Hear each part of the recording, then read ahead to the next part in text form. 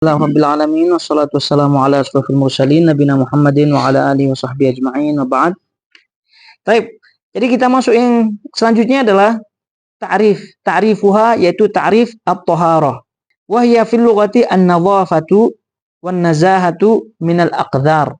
Menurut bahasa, at-taharah ini adalah an-nadhafah, kebersihan tentunya, wan nazahah juga maknanya adalah kesucian, kebersihan, minal aqdhar daripada qadir, yaitu kotoran-kotoran. Disebutkan makna bahasa untuk takrib, untuk mendekatkan, lebih memudahkan memahami makna istilah. Kita fokus tentunya kepada makna istilah karena itu adalah poinnya. Tapi karena makna bahasa itu untuk memudahkan dan mendekatkan pemahaman kita terkait dengan pemahaman istilah, maka ya tentu kita pahami juga. Tadi kita sebutkan daripada apa yang disebut oleh penulis, fil lughati adalah an-nadhafah, an-nazahah minal aqdhar, itu adalah bagian daripada makna at-taharah. Tapi kalau kita melihat lebih jauh daripada kata taharah itu sendiri, kalau kita melihat bentuk daripada at-taharah ini adalah masdar tentunya ya, masdar. Taharah itu adalah masdar. Jadi kalau kita melihat asal daripada at-taharah di dalam kamus-kamus bahasa Arab, itu kan disebutkan di situ toharo, di situ toharo, dan bisa dibaca fiilnya ya, bisa masuk dalam bab toharo, yaitu seperti bab qatala, berarti qatala yaqtulu, toharo yathuru. Bisa masuk bab qaruba yaqrubu, bisa masuk tohura yathuru. Jadi bisa dibaca toharo fa'ala, bisa dibaca fa'ula. Jadi bab fa'ala, bab fa'ula. Kedua-duanya masdarnya adalah at-taharah. Jadi bisa kita tulis bahwasanya at-taharatu lughatan min fi'li fa'ala wa fa'ula. Fa'ala wa fa'ula. Kemudian masdarnya adalah toharah. Disebutkan fiilnya adalah at-tuhru. Isimnya adalah at-tuhru. Masdarnya adalah at-taharah, isimnya adalah at-tuhru. Jadi at-tuhru itu yang didefinisikan sebagai at-tuhru an-naqa minad danasi wan najis. Nah, sebagaimana yang disebutkan di sini, an-nadhafatu wan nazahatu minal aqdhar. Jadi at-taharatu wat-tuhru. At-taharatu masdarnya, tadi kita at-tuhru isimnya.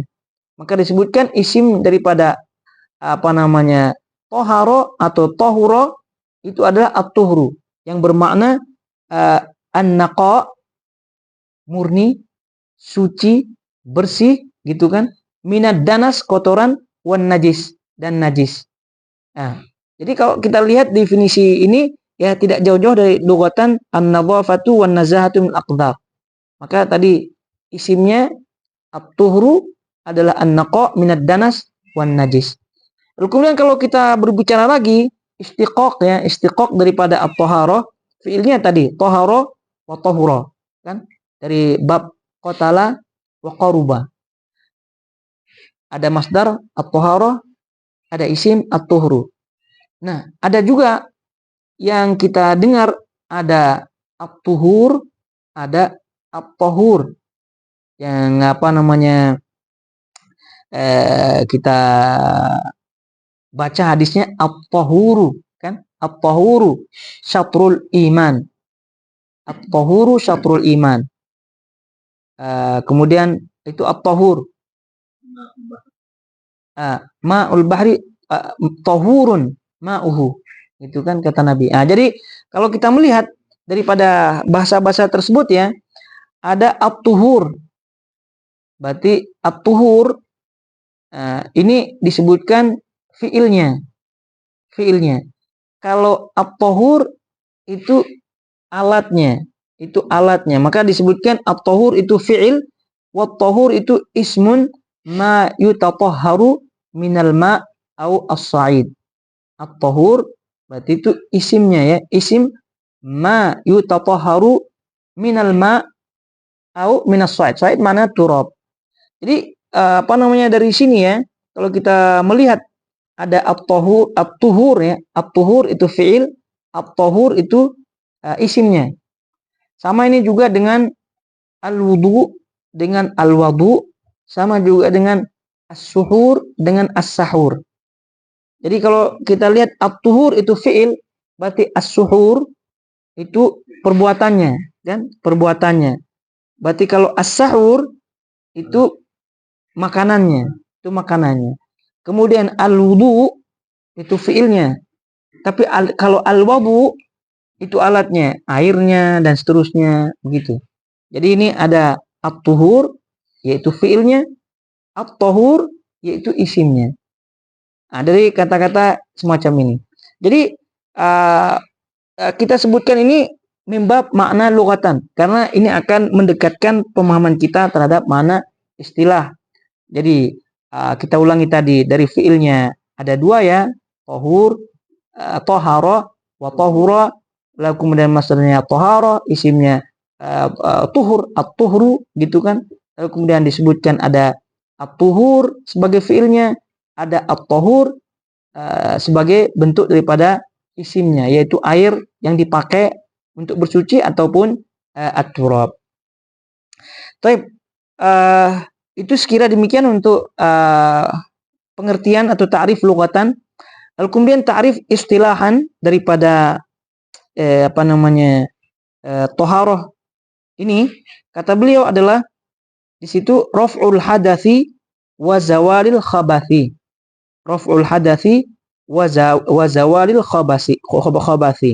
Raf'ul hadath, dan ini adalah ta'rif daripada Hanabilah ya dalam mazhab Hambali dan juga mazhab Syafi'i. Kalau kita melihat mazhab-mazhab yang ada, mereka masing-masing memiliki ta'rif definisi masing-masing daripada at-thaharah ini. Namun tentu yang lebih jami' mani' itu ta'rif yang ini. Gitu, ta'rif yang ini. Raf'ul hadathi wa zawalil khabath.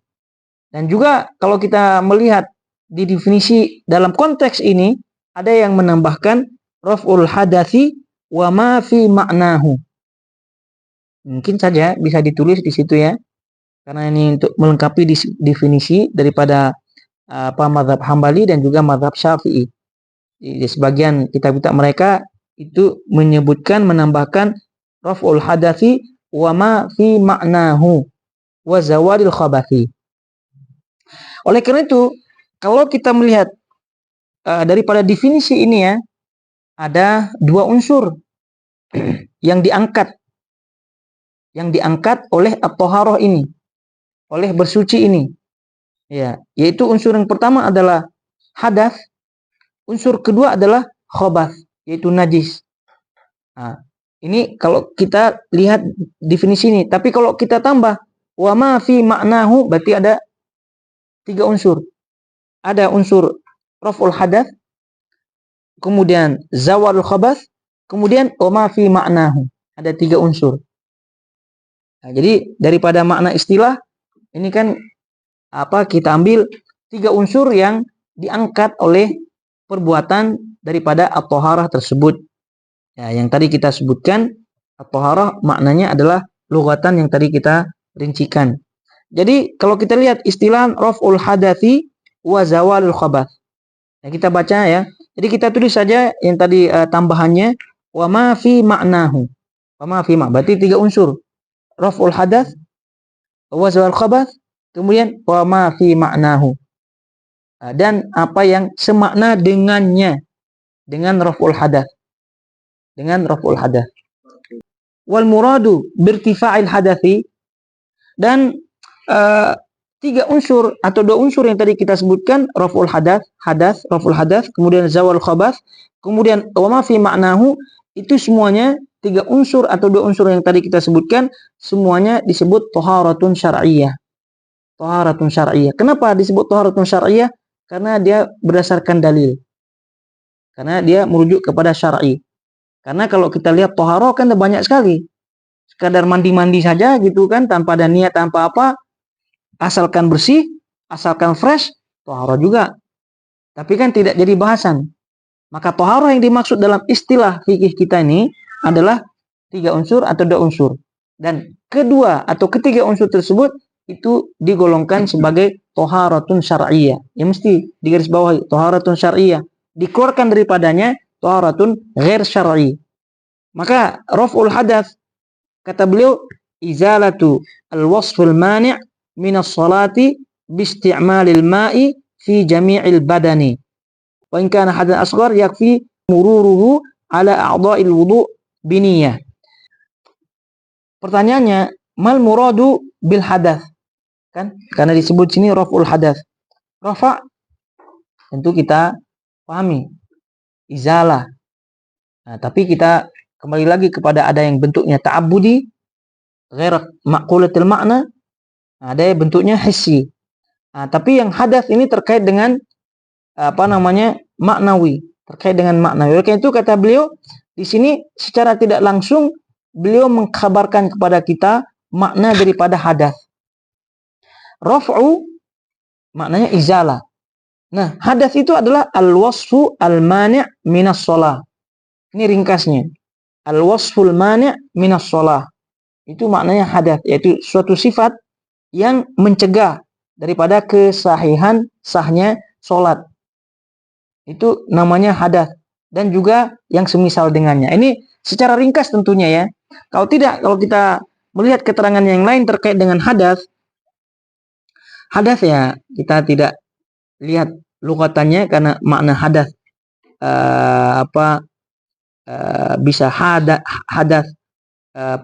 tahdits, bisa hadits dan seterusnya. Oke, itu maknanya bisa wuku, bisa tajaddud, tajdid dan seterusnya. Itu makna lugatannya. Tapi mana istilahan, sebagian para ulama menyebutkan, dan tidak jauh daripada apa yang tadi disebutkan, al-wasful mani' minas shalah, ringkasnya ya. Tapi kan tidak terbatas salat saja yang dicegah oleh hadath. Oleh itu sebagian mengatakan al-wasfu asy-syar'i wal hukmi, berarti di sini al-wasfu asy-syar'i wal hukmi alladzi yahullu fil a'dha'i wa yuzilu at-taharata wa yamna'u min sihhati shalah wa nahwiha. Nah, ini dia sebagian menyebutkan demikian. Jadi al-wasfu syar'i wal hukmi. Jadi suatu sifat atau hukum syar'i. Sifat atau hukum syar'i. Sifat yang telah ditetapkan oleh syarak, dan juga yang ditetapkan hukumnya oleh syarak. Apa sifat? Kenapa sifat ini? Sifat yang mencegah atau yang menghalangi fil a'dha, dalam anggota badan, anggota tubuh. Kemudian wa yuzilu taharah, dan menghilangkan sifat suci tadi, menghilangkan sifat suci. Wa yamna'u min sihhati shalah wa nahwiha. Nah, jadi mencegah sahnya salat dan yang lainnya. Nah, itu dia. Oleh itu kata beliau pun tidak jauh-jauh ya. Kata buku kita pun tidak jauh. Izalatul wasful mani' minas shalah biisti'malil ma' fi jami'il badan. In kana al-hadath akbar wa in kana hadathan asghar yakfi mururuhu ala a'dha'il wudu' biniyah. Wa in faqada al-ma' aw ajaza anhu ista'mala aw istu'mila ma yanubu anhu wa huwa at-turab ala sifati al-ma'muri biha syar'an, wa sayati dzikruha insyaallah fi bab at-tayammum. Begitu. Jadi ya, tapi poinnya adalah yang ini izalatul wasful mani' minas salati bi isti'malil ma' fi jami'il badan. Nah, itu unsur yang pertama ya, yaitu irtifa atau raf'u al-hadath. Nah, kemudian zawalul khabath. Unsur yang kedua tentunya nih ya, adalah zawalul khabath. Nah, jadi kata beliau zawalun najasati minal badani wath thawbi wal makan. An-najasah yang harus dihilangkan adalah pada 3 tempat ya. badan, kemudian saub, kemudian makan. Badan, pakaian, dan tempat. Kemudian terkait khobath kita maknakan adalah najasa. Terkait dengan najis ini sebagai terakhir saja ya. Terkait dengan najis itu definisinya sebagaimana yang disebut para ulama adalah an-najasatu adalah ainun mustaqdharatun syar'an. Ainun mustaqdharatun syar'an. Ain maknanya benda ya, bisa benda yang berbentuk ya, bukan wasf ya. Kalau wasf itu kan tidak berbentuk dia. Sifat, bukan sifat. Tapi dia bentuk benda gitu kan. Kemudian mustaqdharah yang menjijikkan, syar'an ya menurut syariat. Karena ada benda yang menjijikkan tapi menurut syariat tidak jijik. Maka halal dia. Gitu kan? Boleh dia dimakan dan seterusnya menurut syariat. Oleh karena itu ukurannya menurut syariat. Ada menurut syariat mustaqdharah menjijikkan, tapi menurut kita tidak menjijikkan. Itu najis juga. Jadi oleh karena itu benda ainun mustaqdharatun syar'an itu adalah maksud daripada an-najasa. Jadi ukurannya adalah menjijikkan menurut syariat. Lalu kemudian terkait dengan najasa yang isimnya najis ya, fiilnya dia disebutkan ada 3. Kalau toharo tadi ada 2 kita sebutkan ya. Kalau najis itu ada ada 3 ya. Bisa dibaca najis, bisa dibaca najus, bisa dibaca najas. Gitu. Aja bisa najis, najus, dan juga najas. Itu bacaannya. Jadi karena itu ya bisa disebut najis apa najas apa najus, 3-tiganya bisa. Tapi yang masyhur ya tentu najis, kemudian najus, kemudian setelahnya adalah najas. Ala kulal ini dia an-najasatu ainun mustaqdharatun syar'an, maka terpenuhilah 2 unsur yang disebutkan tadi dalam hal at-thaharah, yaitu irtifa atau raf'ul hadath, yaitu al-wasful mani' minas salati wa nahwiha, itu ringkasnya kan. Kalau tidak tadi kita sebutkan al-wasfu syar'i atau al-hukmi alladhi yahullu fil a'dha'i wa yuzilu at-taharah wa yamna'u min sihhati shalah wa nahwiha. Tadi kita bacakan. Dan unsur yang ketiga kalau kita mengambil definisi tambahan tadi, wa ma fi ma'nahu, maka ini yang kita akan lengkapi insyaallah pada pertemuan depan biidznillah taala.